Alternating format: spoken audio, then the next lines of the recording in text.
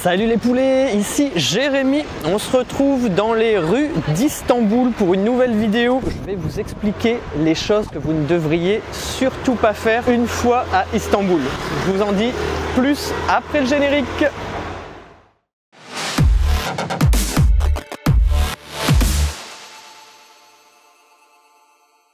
Avant de commencer cette vidéo, je voulais également vous préciser de vous abonner à ma chaîne si ce n'est pas déjà fait et également à mettre un petit pouce gris en l'air. Voilà, ça fait toujours plaisir, c'est gratuit et en plus ça me permet de voir que vous aimez mes vidéos et que vous me soutenez dans ce que je fais. Donc n'hésitez pas, le petit pouce gris en l'air et le bouton s'abonner juste en dessous de la vidéo. Pour revenir donc au sujet principal de la vidéo, donc vous devez être curieux, vous devez vous demander mais qu'est-ce qu'il ne faut pas faire quand on visite Istanbul? En fait, il faut que vous évitiez de penser qu'Istanbul peut se visiter en 2-3 jours. J'ai beaucoup de personnes qui me disent bon bah voilà, je suis de passage à Istanbul, je vais me balader, j'ai pris 2-3 jours pour visiter un petit peu toute la ville. Et ben c'est une erreur qu'il ne faut pas faire parce que 2-3 jours honnêtement c'est très peu pour visiter tous les joyaux d'Istanbul, les monuments historiques, que ce soit la mosquée bleue, la mosquée Sainte-Sophie, la tour Galata, tous les lieux magnifiques qu'il peut y avoir dans la ville. Il faut au moins 2-3 jours rien que pour ces monuments là. Et en plus, il faut savoir qu'à Istanbul, il y a énormément de choses à visiter, mais aussi de choses à goûter. Ouais, la nourriture est délicieuse. Rien que d'y penser, j'ai faim.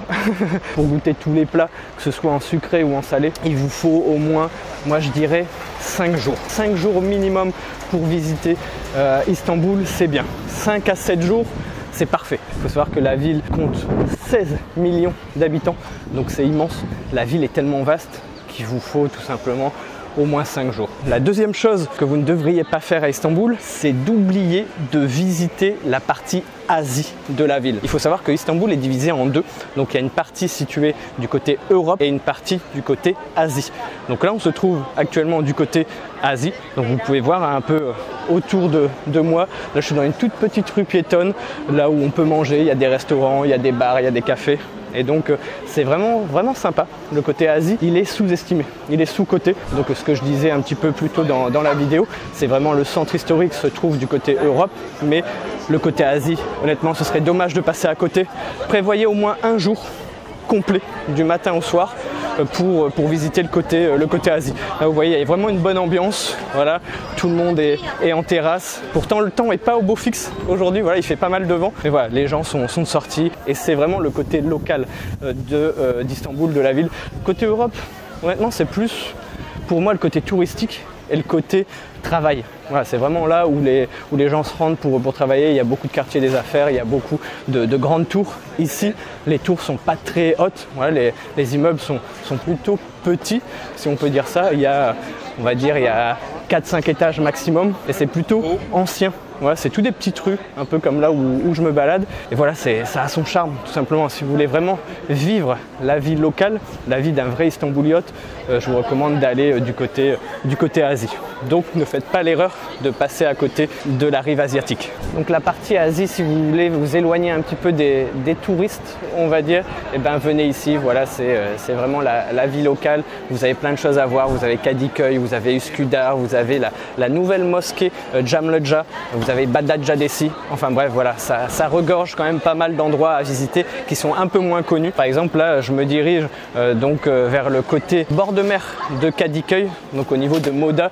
Et c'est un quartier magnifique. Vous pouvez longer l'eau, vous avez des parcs, vous avez des zones de jeu, vous avez tout. La troisième erreur que vous ne devriez pas faire ici en venant à Istanbul, c'est de penser qu'il faut absolument faire du shopping dans le Grand Bazar. Le Grand Bazar, en fait, c'est le premier marché couvert au monde. Donc, c'est vraiment un endroit magnifique. Hein.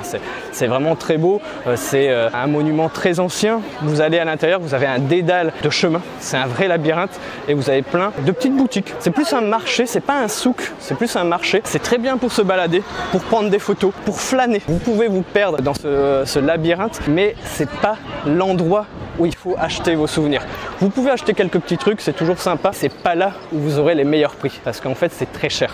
Voilà, donc si vous voulez vraiment acheter des choses, moi je vous recommande de sortir du Grand Bazar, même quelques rues juste à côté du Grand Bazar. Vous avez plein de rues en dehors du Grand Bazar où vous pouvez trouver des souvenirs beaucoup moins chers. Je vous recommande plutôt de vous éloigner, même de vous rendre ici, voilà, du côté Asie. Les prix sont beaucoup moins chers parce que en fait on se trouve du côté Asie, donc au niveau de la partie locale. Dans les zones touristiques, souvent c'est très cher. Ensuite, l'erreur que vous ne devriez pas faire quand vous vous rendez à Istanbul, c'est de penser que vous pouvez tout faire à pied. Voilà, ça rejoint un petit peu la première chose dont je vous ai parlé, de croire qu'en 2-3 jours on peut visiter la ville. En fait ici, il y a tellement d'espace, il y a une superficie tellement grande qu'il faut absolument prendre les transports en commun. Et donc, il faut absolument se balader avec le sésame d'Istanbul, ça s'appelle la Istanbul Cart. C'est l'Akbil, comme on dit en turc. Et ça vous permet tout simplement de prendre tous les transports en commun, sauf bien sûr les taxis, quoique il y a de plus en plus de taxis maintenant qui acceptent, c'est assez rare mais je l'ai déjà vu une fois, mais j'étais assez surpris. Donc avec cette carte là, vous pouvez prendre le bus, le bateau, le tramway, le métrobus, le métro, le Marmaray, tout, voilà, quasiment tous les transports en commun sont accessibles avec cette carte là. C'est une carte que les locaux, que les Turcs ont aussi ici à Istanbul pour se balader. Il y a également les trottinettes, hein, vous pouvez voir, voilà, une trottinette qui vient de passer. Il y a plein de choses que vous pouvez prendre. Avec la Istanbul Card, vous ne pouvez pas prendre les trottinettes, c'est vraiment avec votre application. Il y a également des vélos.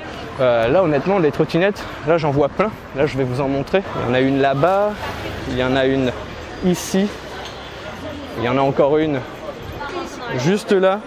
Voilà, vous avez vraiment des trottinettes partout. N'oubliez pas de prendre cette fameuse carte. Je regarde, il y a quelqu'un qui a fait tomber un verre à thé.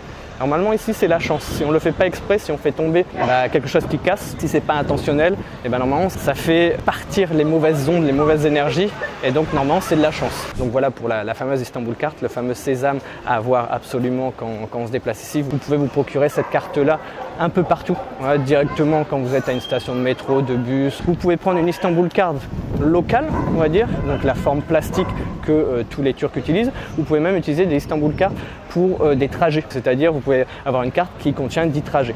Renseignez-vous bien pour venir ici, pour vous déplacer, utiliser les transports en commun. Il y en a énormément et ça vous facilitera énormément vos déplacements. Ensuite, une autre chose aussi que vous ne devriez pas faire à Istanbul, c'est de faire l'erreur de vous balader avec des chaussures pas adaptées. Ne vous baladez pas en tongs, ne partez pas à l'aventure avec des chaussures à talons pour vous mesdames, parce que vous allez le regretter au bout de 2-3 heures à force de marcher, vous allez avoir mal aux pieds. Surtout qu'ici à Istanbul, en fait, il y a beaucoup de montées, il y a beaucoup de descentes, il y a beaucoup de rues pavées également. Donc en talons, c'est pas pratique, et en tongs, il suffit que votre tong vous lâche, comme ça m'est déjà arrivé une fois.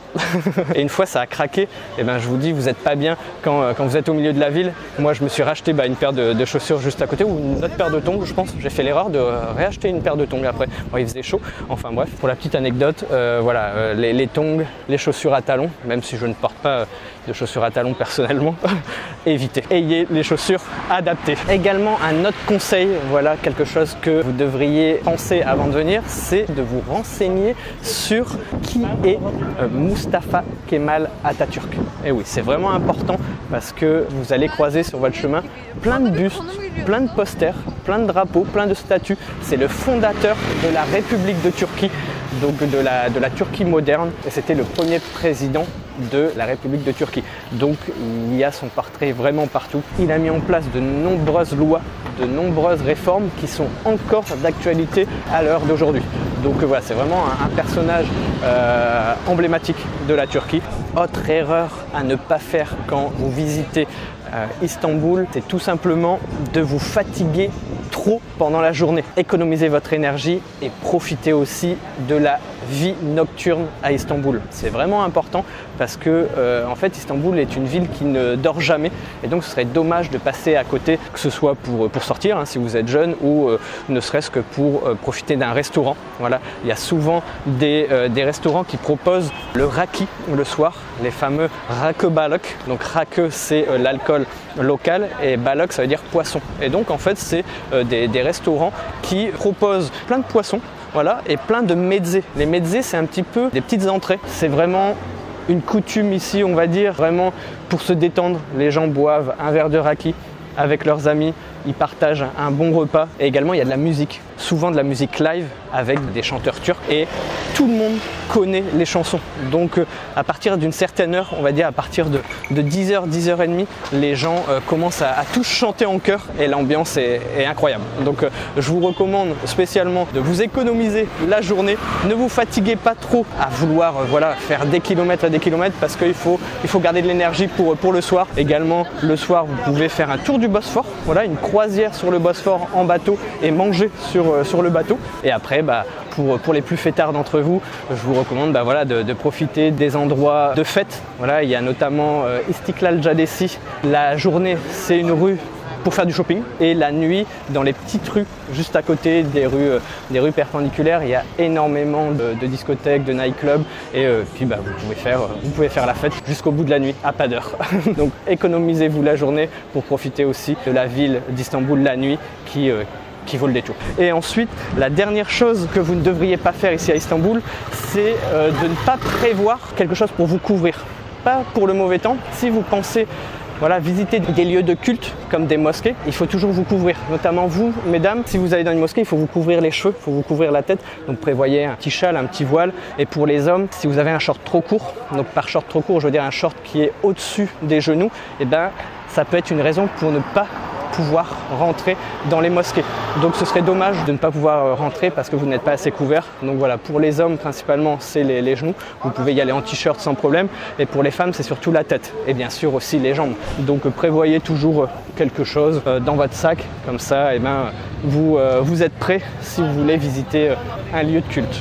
Donc c'en est tout pour moi, je pense vous avoir donné tous les conseils, toutes les choses que vous ne devriez pas faire en tout cas à Istanbul, les erreurs à ne pas commettre pour tout simplement profiter au maximum de votre séjour dans la plus grande ville de Turquie. Si vous avez peut-être d'autres choses qui vous passent par la tête, n'hésitez pas à me le dire dans les commentaires. N'hésitez pas aussi à vous abonner à ma chaîne si ce n'est pas déjà fait, à laisser le pouce en l'air si vous avez aimé la vidéo, activer la petite cloche pour recevoir des notifications dès que je publierai une nouvelle vidéo, et également à me suivre sur mes réseaux sociaux, sur Instagram et sur TikTok. Je montre un petit peu voilà, dans les restaurants où je vais, je partage un peu des adresses, des bons plans on va dire dans mes stories Instagram, et sur TikTok c'est un petit peu tout ce qui me passe par la tête. Donc voilà, donc sur ce, je vous souhaite une bonne journée, une bonne soirée, un bon week-end en fonction de quand vous regardez la vidéo, et je vous dis tchuss les poulets.